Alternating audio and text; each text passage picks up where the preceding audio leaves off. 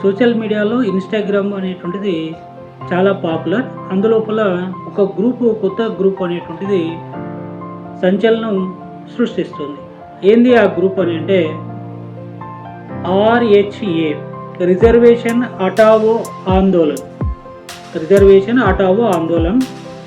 ఈ పోస్ట్ పెట్టిన ఎమ్మడే దాదాపుగా 1 అవర్ లోపలనే 3 మిలియన్స్ సబ్స్క్రైబ్ చేసుకోయిండ్రు, ఫాలోవర్స్ అయ్యిండ్రు.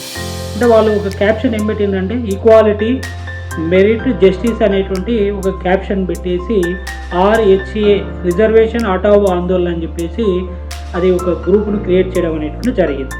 అందులో వాళ్ళు ఒక చిన్న క్యాప్షన్ రాసిండ్రు. ఏమని రాసిందంటే అందులో యుద్ధ భూమిలో ధైర్యవంతుడు నుండి మనకు గౌరవం లభిస్తుంది, పిరికి పందలు క్రూరమైనటువంటి మనుషులు మాత్రమే కులం గురించి గోల చేస్తారు అని చెప్పేసి రాసిండ్రు. మరి ధైర్యవంతులు అగ్రకులస్తులట, కులాల గురించి ఆలోచించేటువంటి వాళ్ళు పిరికి పందలు క్రూరమైన మనుషులు అని చెప్పేసి అందులో ఉన్నటువంటి మీనింగ్. అయితే ఇది చాలా పాపులర్ అయింది. ఇప్పుడు దాదాపుగా 5.8 మిలియన్ల ఫాలోవర్స్ కూడా ఈ యొక్క గ్రూప్కు ఫాలోవర్స్ ఉన్నారు. దీని గురించి ఒక విశ్లేషణ చూద్దాం. ఎందుకు నేను చెప్తున్నానంటే ఈ దేశం లోపల చాలా అనేటువంటిది ఈ కులాలకు సంబంధించినటువంటి వివక్ష ఉంది, అంటరానితనం అనేటువంటిది ఉంది. తరతరాలుగా కొన్ని జాతులు, కొన్ని వర్గాలు అనేటువంటివి దిగువ స్థాయి లోపల మరి పరిమితం అయినాయి.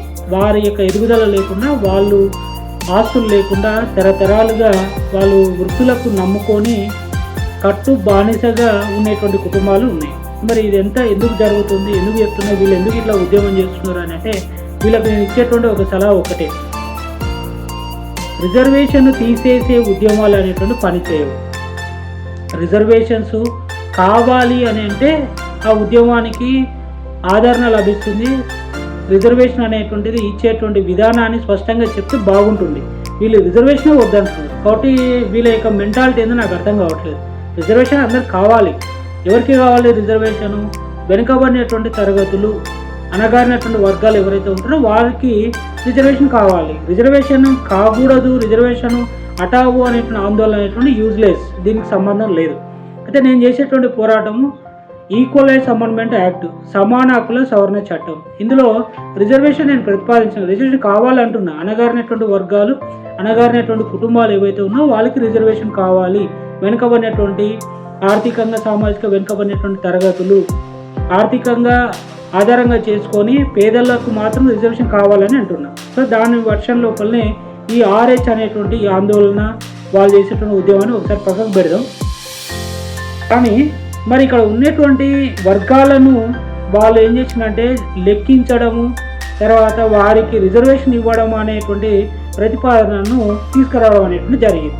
దానికోసం మొట్టమొదటిసారిగా 1872 సంవత్సరంలో బ్రిటిష్ వలస పాలన లోపలనే మనకు మద్రాస్ ప్రెసిడెన్సీ, తర్వాత ముంబై ప్రెసిడెన్సీ లోపల వెనుకబడినటువంటి వర్గాలను లెక్కించాలని చెప్పేసి ముందుకు రావడం అనేటువంటి జరిగింది. అప్పుడు ఉన్నటువంటి బ్రిటిష్ పరిపాలన, బ్రిటిష్ ప్రభుత్వమే ఈ 2 ప్రెసిడెన్సీ లోపలనే వెనుకబడినటువంటి తరగతులు, వెనుకబడినటువంటి వర్గాలు అనేటువంటి ఒక పదాన్ని పెట్టి కొంతమందిని ఆ గ్రూపులోకి, సమూహంలోకి తీసుకొచ్చారు.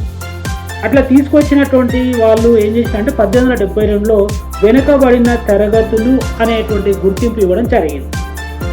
అయితే దాని వెనుకబడిన తరగతులు ఎవరు అని అంటే బ్రాహ్మణేతరులు, మరి ఇతరులు, అనగారినటువంటి వర్గాలకు ప్రాతినిధ్యం కల్పించాలనేటువంటి ఉద్దేశం చేతనే వారు ఈ పదాన్ని వెనుకబడినటువంటి తరగతులని తీసుకొని వచ్చారు. అంటే ఇక్కడ మనకు ఒక అర్థం ఏమవుతుందంటే బ్రాహ్మణేతరులు అంటే బ్రాహ్మణులు కాదు వీళ్ళు. తర్వాత వీళ్ళు వెనుకబడినటువంటి తరగతులు ఎవరు అంటే అన్టచబుల్, తర్వాత అంటరాని తరం వాళ్ళు, చాలా బలహీనంగా ఉండేటువంటి వాళ్ళు, ఎలాంటి ఆస్తులు లేనటువంటి ఒక వర్గాలు సమాజంలో, ఒక హిందూ సమాజంలో ఉన్నటువంటి ఒక వర్గాలు. మరి వాళ్ళని ఏం చేసిందంటే ఆ పదాన్ని చేర్చి సావు మహారాజు మొట్టమొదటిసారిగా ఆ పదానికి అనుగుణంగా 1901 సంవత్సరం లోపల రిజర్వేషన్లు అనేటువంటి ప్రతిపాదించండి. తర్వాత మద్రాస్ ప్రెసిడెన్సీ లోపల కూడా ఆ పదాన్ని ఆధారంగా చేసుకో వెనుకబడిన తరగతుల పదాన్ని ఆధారంగా చేసుకో రిజర్వేషన్ ఇవ్వడం అనేటువంటి జరిగింది. మనకు తెలుసు రిజర్వేషన్స్ ఎట్లా స్టార్ట్ అయినవని. అంటే రిజర్వేషన్లో రావడానికి ముఖ్య కారణం అనేటువంటి పదం ఏంది అని అంటే ఆ పదమే వెనుకబడినటువంటి తరగతులు.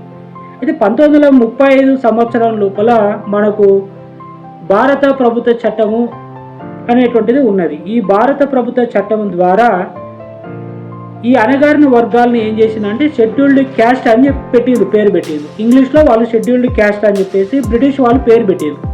ఎందుకు షెడ్యూల్డ్ క్యాస్ట్ అని పేరు పెట్టింది అణగారిన వర్గాలు అని అంటే బ్రాహ్మణేతరులు అణగారినటువంటి వర్గాలకు ప్రాతినిధ్యం కల్పించాలి అని చెప్పేసి వాళ్ళు అణగారినటువంటి వర్గాలను రాజకీయ రిజర్వేషను తర్వాత విద్యా ఉద్యోగాల్లో రిజర్వేషన్ కోసమై ఈ ఎస్సీ అనేటువంటి షెడ్యూల్డ్ చేసినటువంటి వర్గాలు అని చెప్పేసి పేరు పెట్టారు.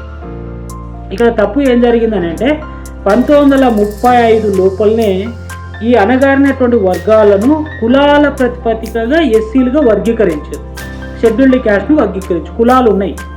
అంటే ఈ టోటల్గా ఈ అణగారినటువంటి వర్గాలు జాతులు సమూహాలకు ఎలాంటి ఆస్తులు లేవు, శాశ్వతమైనటువంటి భూము హక్కులు లేవు, శాశ్వతమైనటువంటి ఇల్లు లేవు, వాళ్ళు కడు పేదలు, వాళ్ళు అంటరాని వారు అని చెప్పేసి వాళ్ళకు రిజర్వేషన్ కావాలి అని చెప్పేసి ఎస్సీలుగా నామకరణం చేసేళ్ళు.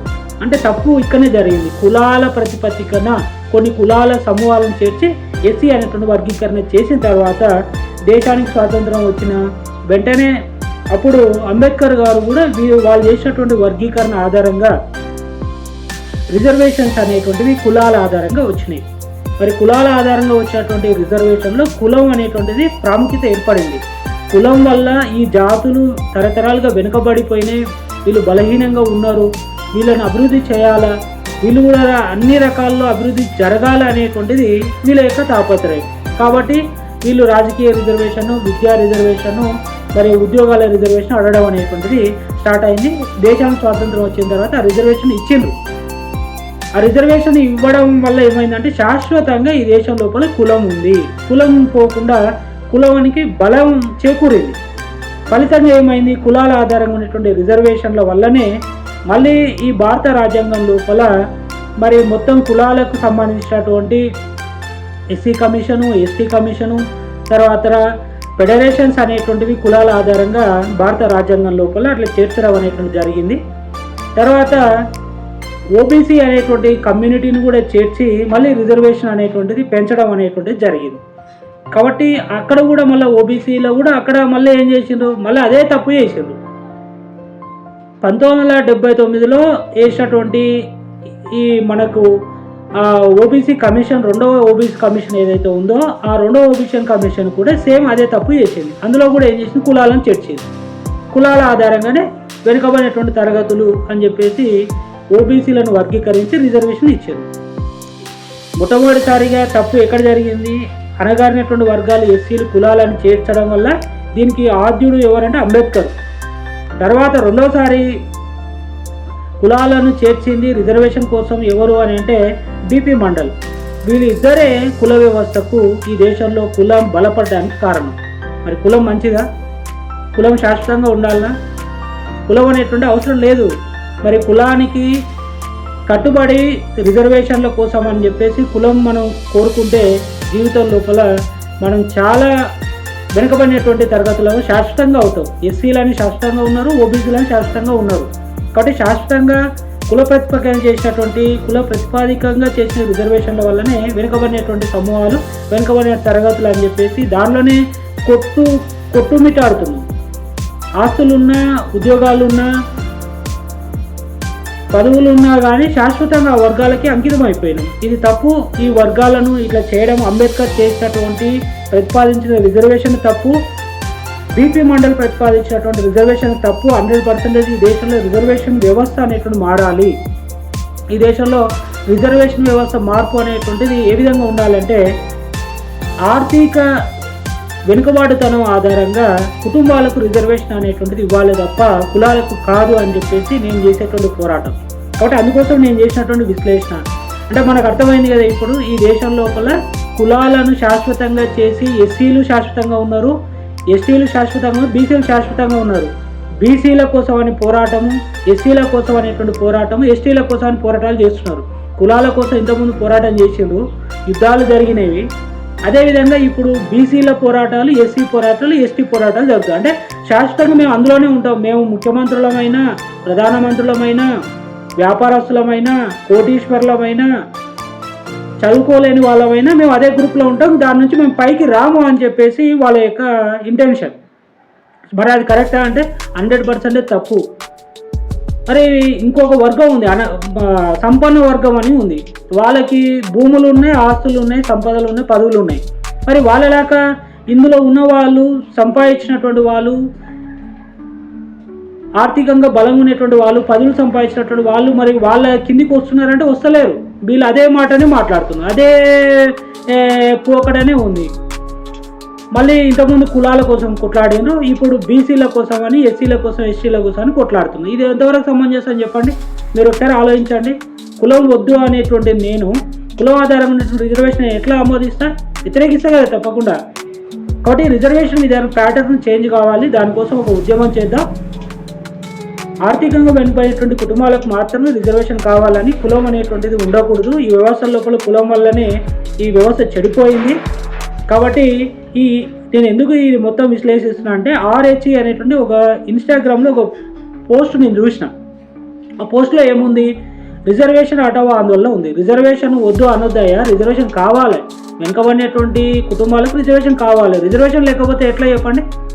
కాబట్టి వాళ్ళకు నేను కౌంటర్ చేయడం కోసం ఈ విశ్లేషణ. వాళ్ళు కూడా చేసేటువంటి ఉద్యమం కులం ఉండకూడదు అని చెప్తున్నారు, కరెక్టే. కులం ఉండకూడదు, కానీ రిజర్వేషన్లు ఉండాలి. కులం లేకుండా కులం ఆధారంగా ఉన్నటువంటి రిజర్వేషన్ హటావో నేను కూడా మీకు సపోర్ట్ చేస్తాను.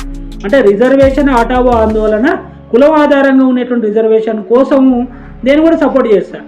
కులం లేకుండా రిజర్వేషన్లు కావాలి అనే దానికి మాత్రం నేను సపోర్ట్ చేస్తాను. కాబట్టి వాళ్ళు చేసేటువంటి ఉద్యమం మంచిదే. కులం కోసం చేసేటువంటి రిజర్వేషను, కుల ఆధారంగా ఉన్న రిజర్వేషన్ వ్యతిరేకిస్తున్నారు, నేను కూడా వ్యతిరేకిస్తున్నా.